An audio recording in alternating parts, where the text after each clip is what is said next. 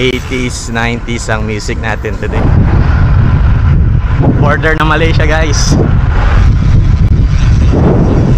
Woohoo! Up.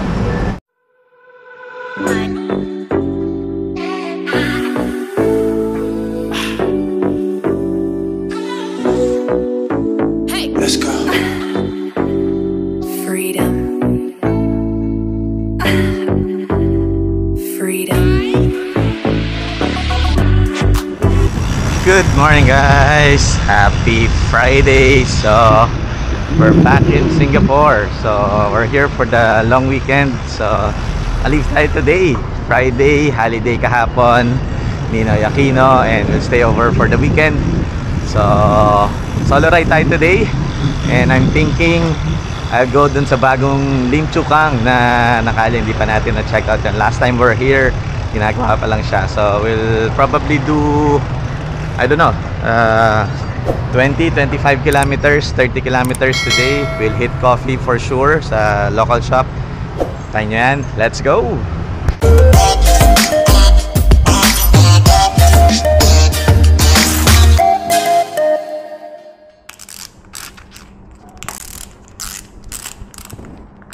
Morning, guys! Hi, morning! Happy Friday!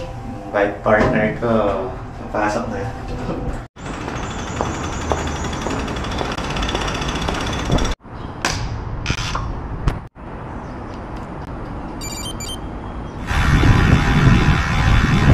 '80s, 90s ang music natin today dahil Biyernes. It's 7:30, guys. So kaya medyo sobrang busy nung kalye. Ito lang naman yung medyo busiest intersection, but past this medyo okay na tayo. We're traversing yung Boon Lay Way. So medyo busy rin to pagdating dun sa may bandang lakeside ng MRT. Pero so far so good. Hopefully nakapasok na si Mami yung CIS. So lapit na tayo sa lakeside MRT.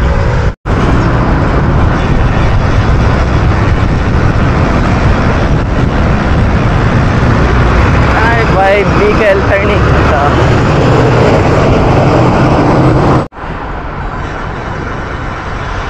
alright, guys, so nasa Jalan Bahar na tayo. Ito yung nire-renovate na section.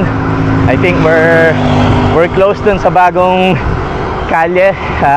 Ito yung reroute ng old Lim Chu Kang na dinadaanan natin na airstrip na magandang pang laps. So we'll have a look ano ng itsura. Definitely sarado na yung old road. So ano na tayo, pinupush na tayo towards the left. Let's go. So medyo false flat ng konti, but all goods. Time check 7:59, 8 o'clock na. Grabe, sobrang busy nung kalye na puputol yung momentum natin. Well, let's go. Ayan siya. So Lim Chu Kang, di ko alam kung makakadaan pa rin tayo doon sa old Chua Chu Kang Road, pero let's go, let's see.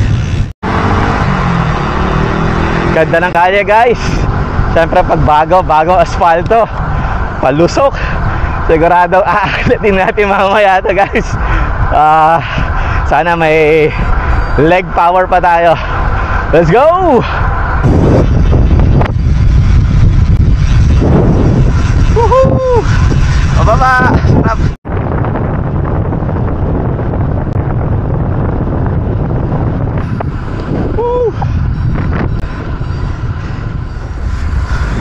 Sarap ng fresh air. Grabe. Ayan, guys, oh. Puro puno. Fresh oxygen. Sarap. So, of course, ganda ng kalye. False flat nga. Hinahapo tayo. But all good. Masyado akong nasasarapan dito. Palusong pababa. Mamaya patay tayo dito pabalik. Saan kaya tayo makakarating na ito? Let's go, let's see. Magandahan, wala kotse guys. So bihira kasi papunta na actually ito dun sa border ng pa-Malaysia.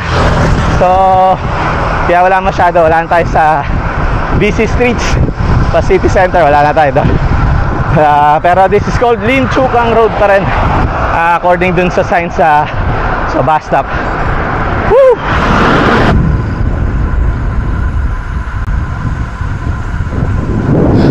Isipin mo, kala mo super congested na ng Singapore, pero ang dami nilang mga actually mga reserve lands pa, so na preserve, hindi pwedeng tayuan. Sabi, parang never ending kung kaya na to. Ngayon napipicture ko na. So this is actually still parallel dun sa old Lim Chu Kang Road, kasi on my right is the Chinese cemetery. Alright, so and I think I exactly know saan yung dulo nito. Ito yung pag nagka-Kranji loop kami, ang bagsak niya dun sa Kranji area. Let's go! Ahon ahead!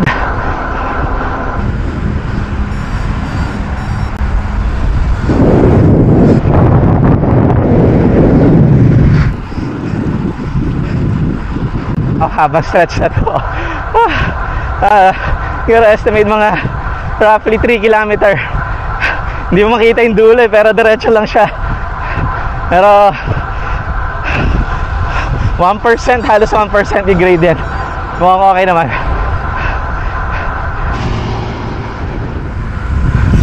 Yan, so ano pala siya, Neo Teo Road.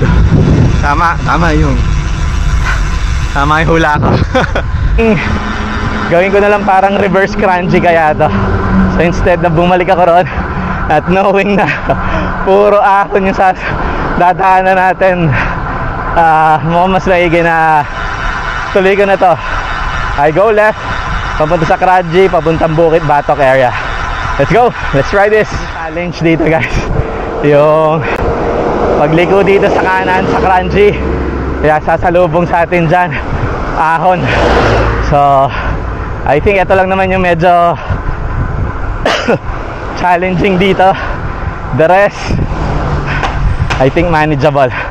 Let's try. Yan na.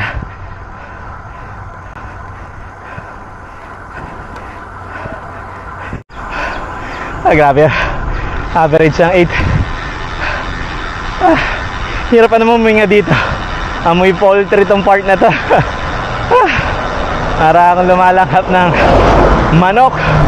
Ayan na, another lusong, another ahon guys. Let's go.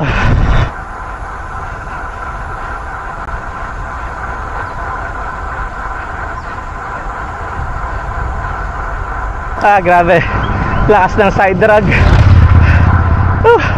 Mga pagpag tayo guys. Harap. Lalay tayong konti guys. 173. Naka-red yung ating heart rate. Balik lang natin sa zone 2.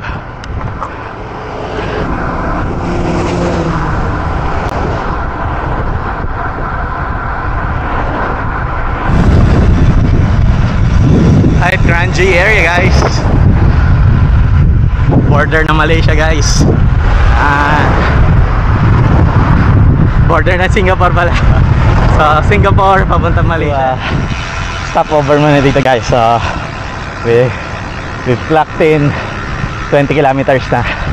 So let's do our first stop.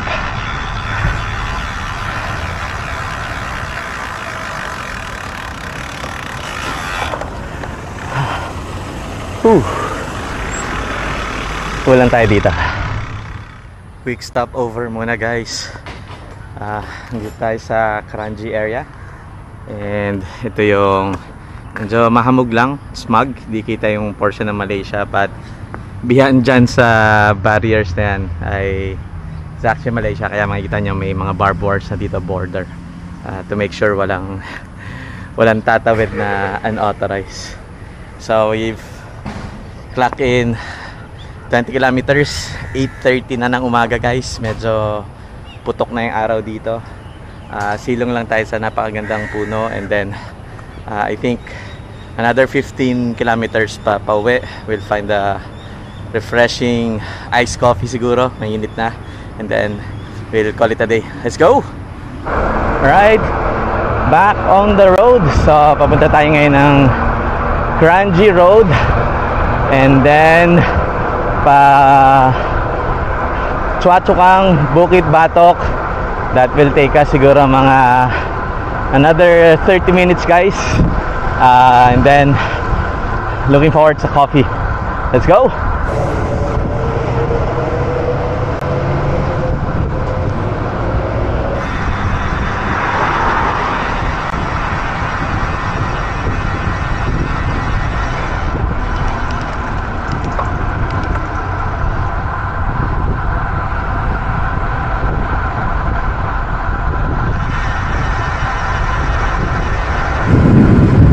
Woodlands, guys.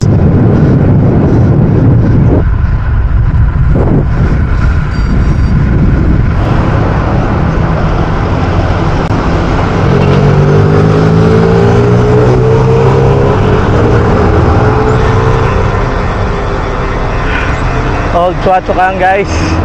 Approaching Bukit Batok.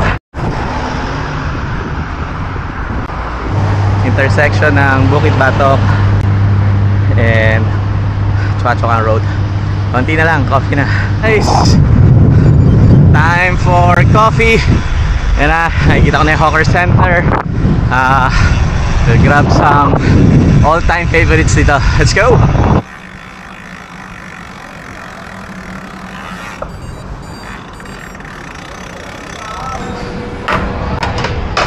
All-time favorite, sana nandito si Mami. Yan yan. I'll come back. Ice lemon tea. 2. Over here. Yeah.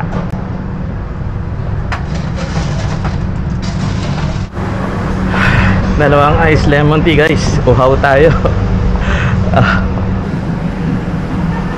Okay, pang klaseng pancit, guys. Nalagay tayo konting toppings para may lasa. Yeah. May tayong extra chili, guys. Kung makikita nyo, the best yan.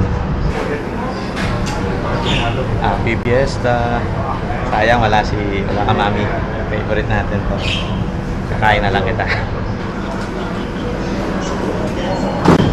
Huli shrimp pasta ko lang kagabi, pero iba talaga ito yun.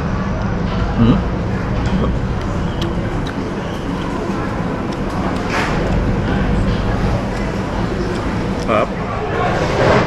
Taog, guys. Yan na nagagawa ng almost 40 kilometers na binike. Bawi agad saka and Tubu. Done with the breakfast, guys. So nalagay na natin ito dito. Clego as always. Right, done with the breakfast, guys. Yan yung local hawker center na pinupuntahan natin. It's 10 AM. Medyo mainit na, hindi medyo mainit na, guys. So we're roughly 2 kilometers away pa uwi. Chill lang pace natin, babalik, busog tayo. Brunch, mukhang masyado akong nasabik sa local hawker food.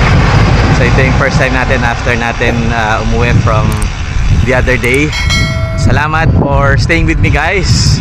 Till the next one, bye. For quick reference lang, so yung dati nating ginagawang Kranji Loop, so ginawa nating reverse today.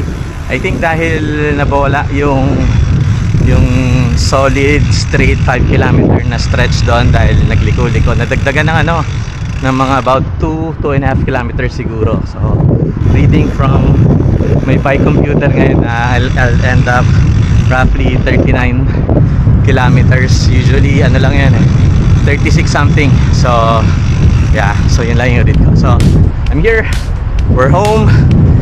Bye, guys, enjoy the long weekend. Bye.